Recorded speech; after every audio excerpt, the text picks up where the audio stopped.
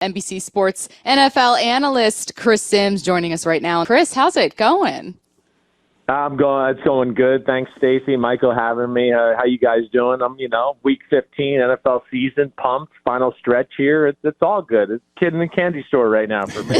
Exactly. Let's start with and focus on this Sunday night matchup between the Packers and Seahawks. Packers played a close one against the Lions. Lions ultimately victorious there. Chris, what did we learn about Green Bay in that game? Well, Green Bay is a super talented football team, right? I would say Green Bay really roster-wise is up there with the best teams in football as far as talent throughout the football team.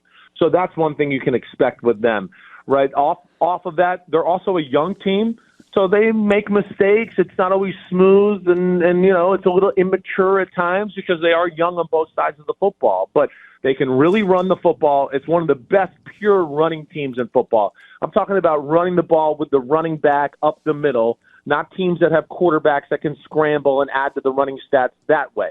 Green Bay is one of the best of the traditional run game, so you have to worry about that. They got a lot of playmakers in the pass game as well. Jordan Love is really the biggest issue with Green Bay right now. This is how good they are. They're 9-4, and their starting quarterbacks really played kind of B- football the whole year. He's been injured. He hasn't been able to practice a whole lot. He's never really hit that stride that we saw him hit the end of last year into the playoffs and all that. They're hoping for him to regain that because if he does, they're going to be dangerous. But this will definitely be one of the better teams your Seattle Seahawks have faced all year long. Chris, during the college football season, I get my assignments for games, and I automatically create these narratives in my head. Oh, this game should look like this, and I'm excited to see these guys. What did the narrative of this matchup look like at the beginning of the season, halfway through, and now that it's finally here? Well, I think with beginning of the season, I thought Green Bay would be one of the better teams in football. And you look at their schedule and what they've done. I mean, they've lost 4 games to the 4 best teams in football, twice to the Lions, the Eagles, and the Minnesota Vikings, and lost them all in very close, manner and fashion. So, yeah, I mean, I think a lot of Green Bay. I really do. To me, it's just whether they're mature enough here down the stretch to play clean 60-minute football to compete with teams like Philadelphia or Detroit when they get into the football playoffs. So my narrative hasn't changed a whole lot there other than what I've talked about with the quarterback situation. Mm-hmm. Seattle, on the other hand, right, I wasn't sure what to expect. I knew there were some playmakers on both sides of the ball and potential, but with a new coach and an offensive coordinator that came from college and all that, right? It was a little bit more of hey, they got a chance, but I got to see it to believe it, and what is it exactly going to look like? Right. I've been very impressed as of late. That's the big thing. Where I am right now is I think Seattle's offense could use a little work. They're not perfect, but I've been more impressed with the defense as of late. When you talk about what they've looked like after the bye week, the D-line getting healthy, it's hard to run on that front when all those guys are in there. It's one of the better safety tandems in all of football. You got long, athletic corners on the edge. They seem like they're figuring out Mike McDonald's defense. So it seems like Seattle is starting to peak as far as that's concerned. The offense, like I said, is good, not great. There's some issues there that I think they can work on, but damn, how can you not be happy with the direction the Seattle Seahawks are going? Chris, I look at the next 2 games the way I look at working out. I don't like doing it, but I know that it could be really good for me. I'm very nervous about facing the Packers. I am nervous about this team facing the Vikings, knowing how close the NFC West is and how easy, let's say, the Cardinals, Rams and, mostly the Rams are looking at here.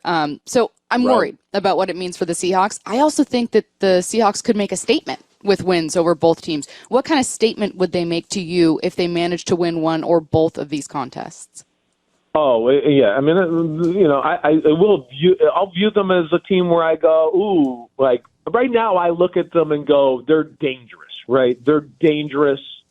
They're explosive on offense. If you can win, let's say, 3 out of the last 4 with the schedule that you guys got, I do think it'll take me to a spot of going, hey, they're more than dangerous. They're starting to play really good football on both sides of the ball. And to me, I talked about some of the offensive issues and the things there, right? Hey, I'd like to see them continue to improve the run game like we saw a little last week. That was encouraging. So hopefully that's on the up and up. And with Kenneth Walker coming back, we know how explosive he can be. I'm a big fan of his. The passing offense is extremely explosive, right? Mm-hmm. But the thing you want to see is Geno taking care of the ball a little bit. And does it always have to be feast or famine, right? And that's, to me, one of the issues with the Seattle offense is, you guys, I know, watch them all the time and are all over it, but it could be 3 and out, 3 and out, 3 and out, and then it's 3 plays, 80 yards, touchdown. And then it's 6 and out, 3 and out, 5 plays, 85 yards, touchdown, right?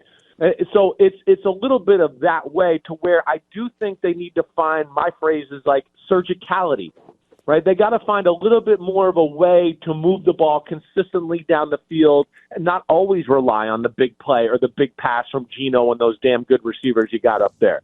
So that's where, because some of these defenses you're going to play, like Green Bay, they're going to go, wait, as long as we don't let up the big play, we think we can beat Seattle. And Seattle's going to start to show that Geno can throw 5 yards here, 8 yards here. We can run up the middle for 4, another 6-yard completion up the middle for 5, and do that. And that's going to change the way people approach them on the defensive side of the ball. And to me, will make them much more balanced and dangerous and versatile if they can get into the playoffs, and, of course, be dangerous once they get in, if they can do that.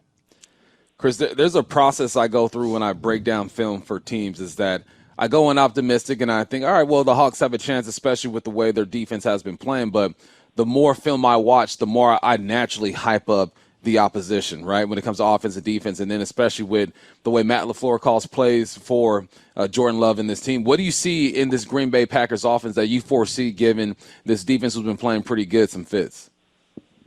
Yeah, they make you, all good offenses make you defend the whole field. And like what you're watching, Michael, and I'm sure you'll agree with this. Like we talked about Jordan Love, I wish he could play a little cleaner, right? And the fact that, hey, even last week, the Lions, all the injuries, they only throw the ball 20 times. Those are signals to me that they don't totally trust him to just unleash him right now. So there's that. But what they do as an offense is they attack. It's one of the more creative run games in football. Josh Jacobs, other than Saquon Barkley, is maybe the second best running back in football. Their O-line is damn good off of that.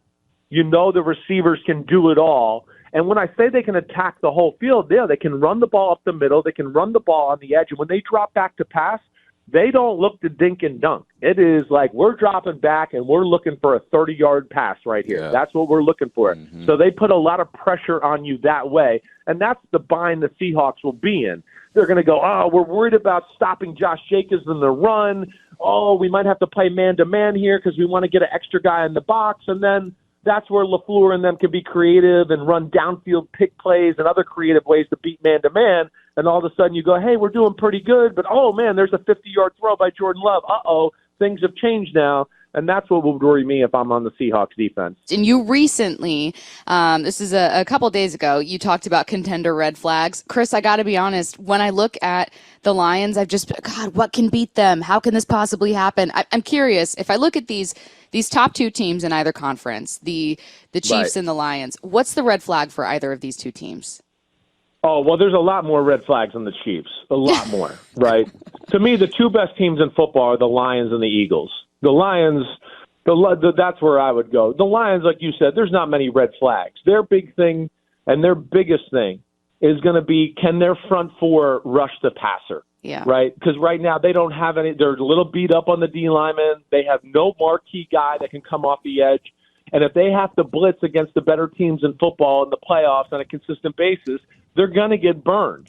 So that's what you worry about with the Lions. Philadelphia, there's nothing on their team to worry about. Philadelphia is clearly the most talented team in football. They are an all-star team. It's the best two tackles in football. It's the best two guards in football. It's the best O-line in football. It's the best duo of receivers in football. It's the best running back in football. It's the best defensive front in football, and it's an awesome secondary and the number one defense in football. Their biggest problem with Philadelphia is they are elementary on offense. Their pass offense runs plays that teams put in with their rookies at rookie minicamp.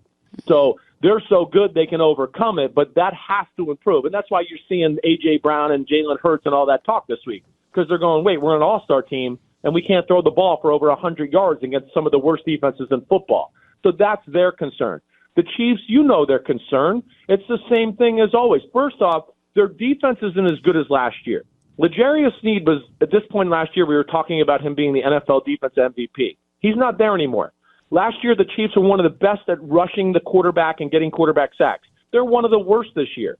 They're not as good as last year on the defensive side of the ball, and the offense is still, they're worse at pass protecting, and we still have questions about them in the pass game with the weapons they have. 40 years of experience would tell me the Chiefs could not do this and go to the Super Bowl other than the last 4 games of last year where they did it. So that's where it always makes you kind of question yourself. But, those would be the flaws I would kind of hit on with those teams right there. Sorry for the long answer. No, I love it.